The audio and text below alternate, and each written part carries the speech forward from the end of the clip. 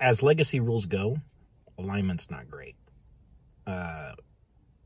Could be worse. I started playing D&D back in 3rd edition, where alignment was still definitely something codified into the rules that player-facing mechanics and even monster mechanics could touch and interact with. So alignment was a real thing, and you actually had to do some work to get rid of it if you were wanting to. Nowadays, it's a lot easier. Basically, nothing interacts with alignment anymore, so you could just say, I don't use alignment, and leave it off your character sheet, and nothing changes. But I think the fact that it is still in the game is still a little bit problematic. Because some people do use it, and some people have odd ideas about what it is and what it means and what it does. Alignment really harkens back to the old Gygaxian days. Gygax was a big fan of a lot of really weird mechanics and had a very odd outlook on what motivates characters, you know? If you go back to, like the original D&D books, the text, and read about alignment, there's some stuff in there, let me tell you what. Alignment has really advanced and come a long way since then. It is a lot less problematic, but it's still the fact that it's there. The fact that, like, you can have a character who, like, the universe recognizes as you are good and this is evil. Like, what does that mean philosophically? Like, do you have free license to just attack anyone who's evil because they're evil? I mean, like, that seems weird, right? That can't be right. But can you just ignore evil? Because remember, in 3rd edition, paladins could literally detect if someone was evil. Like, if the universe said, this guy is evil, the paladin could, like, you know, and see, oh, that's an evil guy. Why is he evil? What has he done? You know, does he deserve some sort of punishment for some unknown deed? Or maybe it's because, like, here's the thing. If you really knuckle right down into it and get into the philosophy of good and evil and what they mean, like, it is 100% possible to be incredibly evil and have never acted on it. Like, you could have thoughts and ideas and a personality bent towards sacrificing others for your own gain, the devaluing of human life, or sentient life, I guess in the case of D&D, you know, and a full disrespect for the personal property and agency of everyone around you. You're an evil dude, but you just haven't done anything that bad because you don't have the power to, you know? The farmer who's evil and is just trying to make his way in the world probably hasn't done anything that bad, even no matter how evil he is at heart, you know? That same guy, given a lot of power, could become an arch-villain, you know, a destroyer of worlds, and not feel the least bit bad about it, but he doesn't have the power. So can that person be evil, or are they force neutral until the deeds that they have committed make them evil? Well, I don't think the books really touch on that a lot. Which is, like, it's part of the problem, isn't it? That the books don't like, because the D&D is not a philosophy manual, you know? It's not there to tell you what good and evil is, how someone becomes good or evil, you know? And this is not even considering the axis of, like, law and chaos, which is itself quite poorly defined. I have my own philosophies, and I'll get to that in a moment. But, like, the books are not there. They don't have the page space. They don't have the word count to really describe how to define these very broad, philosophically vague concepts. And so players are left to their own devices to do so. And everyone's got a different idea of what's good, what's evil, what's lawful, what's chaotic. You know, the classic trope of the chaotic neutral character who just does whatever whim comes to the player's head because he's chaotic, and he's neutral because the DM doesn't allow evil. You know, so, like, is a chaotic neutral character going to do good things as often as he does bad things? Or is there a certain, like, middle ground, and you kind of generally stick with that, you know? That's certainly, like, an interpretation that I have seen, where, like, oh, I'm going to do this bad thing, but I'll do a good thing later to make up for it because I'm neutral. Or I'll do a good thing now, and I'll do a bad thing later to make up for it because I'm neutral.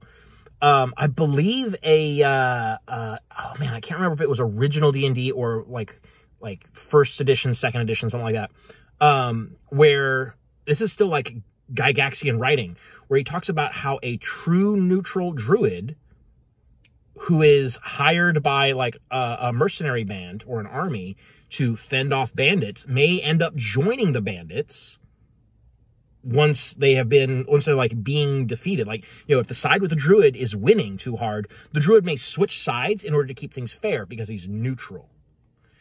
That's insane. That's actual insanity. So this is the kind of relationship that D&D has had with the idea of alignment for a very long time. Right now, it's actually in, like, one of the least problematic states it's ever been in. Because 5th edition takes basically the same approach to alignment as 4th edition does, which is that it is a descriptor for your character. It doesn't interact with rules text at all.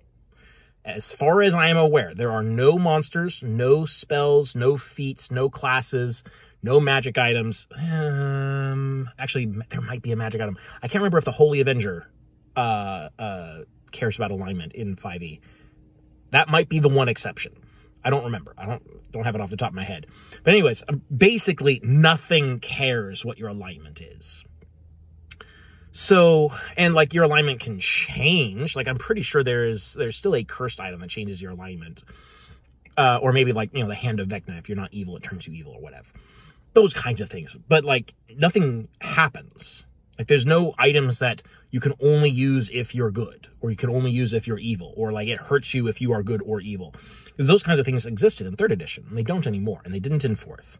4th had absolutely no text that cared about alignment. No rules, mechanics interacted with alignment at all. 5e might have, like, 1 or 2 things ever. So basically the same approach. Which means that it's very easy for the DM to say, I'm not using alignment. You can write it on your sheet if you like. I will never ask you for it, and I will never interact with that part of your character sheet.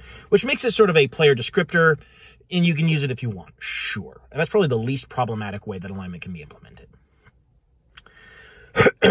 But I think the fact that it is written in the book confuses people, and it muddies the waters in regards to character motivations. Because everyone has their own idea about how alignment works, or what alignment is, what it means. And so you end up with these conflicting ideas, and people are saying, like, oh, well, if I'm lawful neutral, I will behave in this way.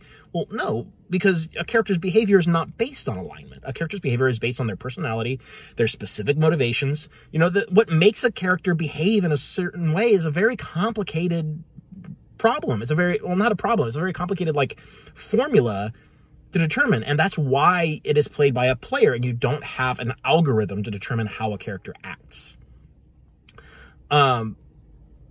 So I get frustrated sometimes, basically anytime the discussion of alignment comes up and, like, what it means for character behavior, because there's so much, like, foundational discussion that needs to happen before these conversations can really meaningfully happen that doesn't.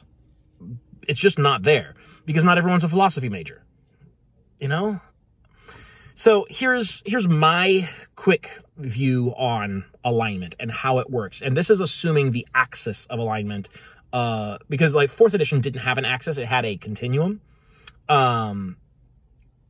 Which, like, again, I don't care about. It's alignment. I don't use it. But assuming you have, you know, good, neutral, evil, and then lawful, neutral, and chaotic. So the good evil axis is how your character views the sanctity of life, the autonomy of others, you know, that sort of thing. So good. You value the well-being of others, I think, generally above yourself. You tend to think of others first. You value the agency of individuals, that sort of thing. The things that you classically think of as being good. And as a result, you do not steal, you do not lie, you do not murder, that sort of thing. Then in evil, you don't value those things. Neutral, somewhere in the middle. Maybe you value some parts of it and not others. Maybe you're kind of undecided.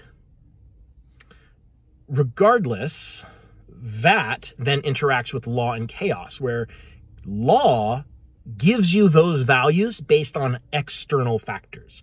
You have a religion that tells you what is good or evil. You have, that like instills those values in you.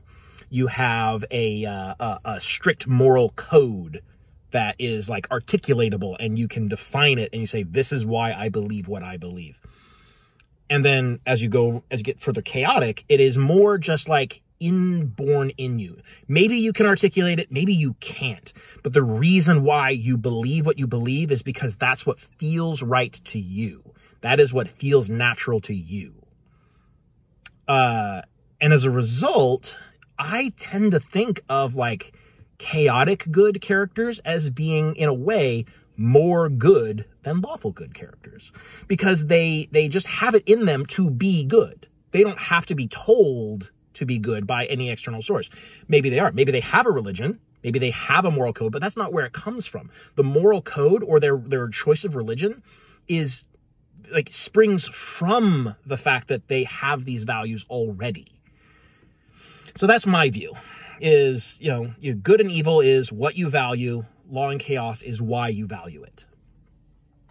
And that's my take on alignment. And it has served me all right for the very few times that I have actually had to use alignment for one thing or another.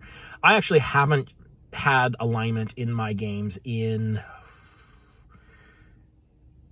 coming up on 15 years now. I think even near the end of 3rd edition, I was not using alignment. I kind of took the stance of like, oh, you can use alignment spells, but I'll tell you what is good or evil based on my understanding. And I didn't really interact with alignment mechanics that much as a player either. Yeah. So alignment is not a great mechanic.